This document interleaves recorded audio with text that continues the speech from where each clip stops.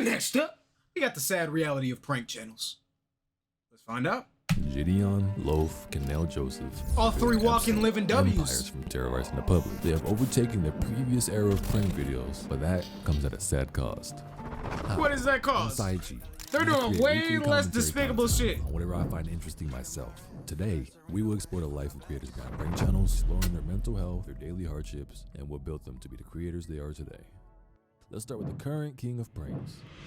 Gideon is an amazing content creator, one so highly respected within the community, he even managed to garner sponsorships from the company Prime. Be a part of our team. You know, JJ and I, we love you, we love your content, and Gideon is the first member of the Prime Squad. What we're building a group Prime Squad. Up and comers. He's also the first YouTuber I've seen that was publicly a menace. And I said that not because he's doing those gone sexual or gold digger pranks that we all can't seem to stop watching, but because this man is actually a menace. His main channel started July 1st, 2018. And his first video we can see uploaded was him getting suspended for hustling at school. This young Gideon was onto something amazing. And since then, he's gone on to develop a huge fan base, be featured on multiple outlets, including ESPN,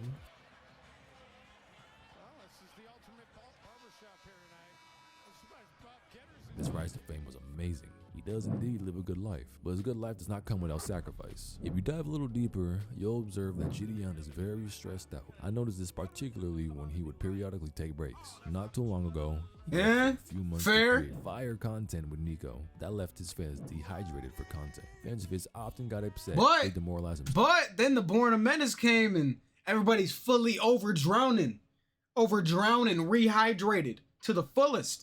Sometimes you gotta drown them out for a little bit. Sometimes they need a little dehydration. So much because he's not able to provide them a little dose of serotonin for 13 minutes on average his videos are. This pressure is huge. And one thing I will say, I respect him as a man for being able to be vulnerable with his audience. The constant demand to please his fan base places huge pressure on him to the point where it's actually upsetting to watch. We won't deny that his content is amazing, but to consistently keep up that high level of content and to feel bad for not being able to produce good content or deliver, and when I say that he feels bad, I mean this bad. Sad that I'm just now realizing that, like, I'm selling out on you guys, bro. I'm phase rugging y'all, and it's sad because I don't want to do that to y'all, bro. I literally love you guys. It was supposed to be us versus the world, but it's like I'm joining. You changed. It's painful.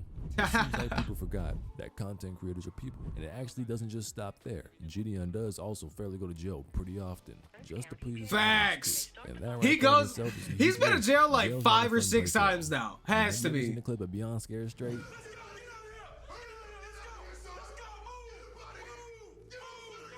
He may see it as worth it, which I mean, it gained him a couple million subscribers. Is there a point where you should take time to focus on yourself? This is actually a YouTube-wide problem. People should appreciate him a tiny bit more because not only does he risk himself terrorizing others for your entertainment, but he also puts his life on the line. Kind of like Loaf, who is another prank channel on YouTube known for being a menace to society. But his story is quite a bit different from Gideon's. Before I get started though, I want to point out something that's really important. Go ahead and type Loaf in the search bar. L-O-F-E. As of April 3rd, 2023, Loaf does not pop up under a single search term. He's a popular creator. Could he possibly be getting shut up by YouTube? Yes. Every time it always comes up as life. It's life, everything. I'll type it in right now.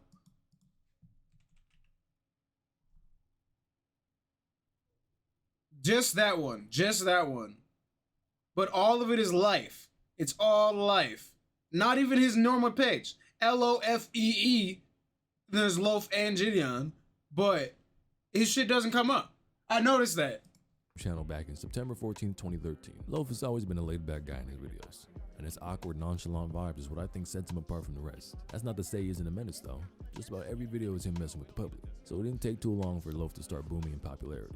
Not too long after his first uploads, he would upload the video interviewing for Chick-fil-A with My Pleasure tattooed on my forehead, gaining 800,000 views. Thus, began the rise of his pranks. Let me explain a rise to you. A rise always starts from somewhere, and majority of the time, it's at the bottom. And boy, was Loaf in a hard position. Fortunately, like Gideon, Loaf is able to be vulnerable with his audience. In his video titled YouTube Saved My Life, he gives us direct access to its emotional state and where he is now compared to back then. Failure, loser, and loner. Loaf, like all of us, was bullied. He also didn't get the best grades and overall seemed to have no proper direction in where he wanted to go in life. He was picked on, hurt, but everyone deals with pain differently. If you have certain thoughts, please call a hotline and get the help you need. You are important, even if it's only to your dog. Tuh. Loaf's career was born from being bullied.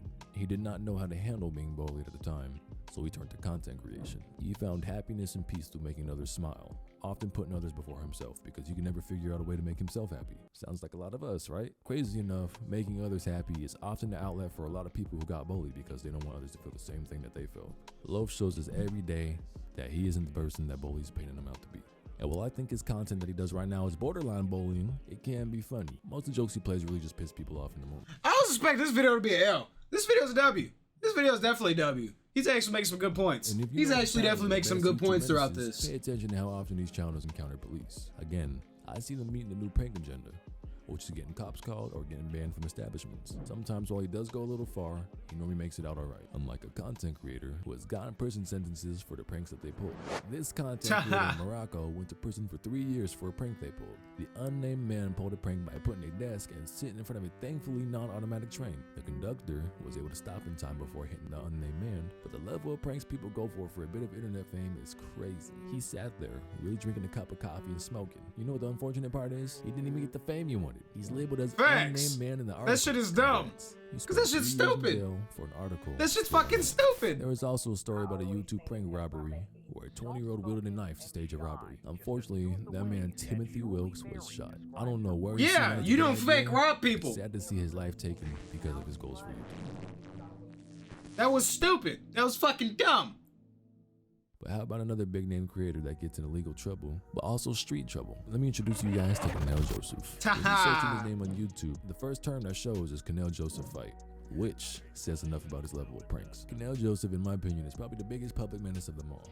But it wasn't as easy for him to grow as it took 3 years for his first video to pop off, doing his Spider-Man No Way Home Ding Dong Ditch pranks. His greatness does, however, come with a cost. It's pretty often when Canal Joseph goes to extreme measures, and oftentimes he encounters people who don't enjoy the pranks as much as he does. There are multiple clips of him getting pressed or physically in fights with people he's pranking. Sometimes they'll grab him, sometimes they'll threaten him. Actually, there's even a viral video of him stealing luggage as a prank, which isn't much of a prank. In the clip, Canal can be seen getting slapped by the He was stealing his own luggage.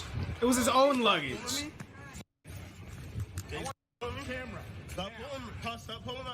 I won't discredit that at times he does go to clear up prior beef he may have with people, but unfortunately, that's the image that he built on himself. He's, in my opinion, the most extreme out of the big 3 YouTubers I mentioned, and often putting his safety on the line just doesn't seem worth it. He has to make extreme content like that now because of his image, and I don't think he can make normal level pranks because of how he built his channel. But I will say, shout out to his boy Spirit. He's such a great guy for real. W Spirit! Spirit's a goat. Spirit's a walking goat. Joseph. I'll give him his props for providing a platform for Spirit as well. Canal also got vulnerable in front of his audience with. I really thought, like, at the end of the year, I thought I was gonna be at 100K, and the year hasn't even ended, bro. And we're almost at a million, bro. And this is insane. And I think it's beautiful that content creators are stepping out and being very visual and vocal about their mental health. It's a beautiful time we live in, and luckily, not too many are clout hungry. But this also isn't a video made to gain sympathy for these pranksters, because 9 times out of 10, they're harassing locals in the public at some point. But locals weren't. It's not harassing. They're just fucking with them. A little bit. Liquor pranks and non-sexual pranks were our guilty pleasures. This was the first peak of pranks. They would be scripted videos where normally creators would park a nice car somewhere at a gas station or in public, and they seem to only encounter the most beautiful women in the world. Like, for real. In both ways, their luck is insane. This time period is cringy, but why can't we stop watching them? I mean, are you watching them for some booty? Pranks to exploit women 9 times out of 10. And really, there's only proper compensation for the creator of the video rather than the women met in the videos. It's unfortunate. I mean, really. Is that your car? I can say that I think pranks some other times are better than the pranks now are way better. Others did. I'm glad way better now. Sure. The new pranks don't even compare to the old pranks. Old pranks are fucking garbage in comparison. Snake somewhere, or just do simple things. But now people are walking with fake nuts hanging out their jeans at Walmart. If you guys like this content, I have another video that I think you guys would really enjoy. You go ahead and click right here. That was nice. That was a nice little video. That was a nice little doc. That was a nice little doc. I definitely thought that was about to be. I thought that was about to be the opposite of this. It was fire. It was fire. W G.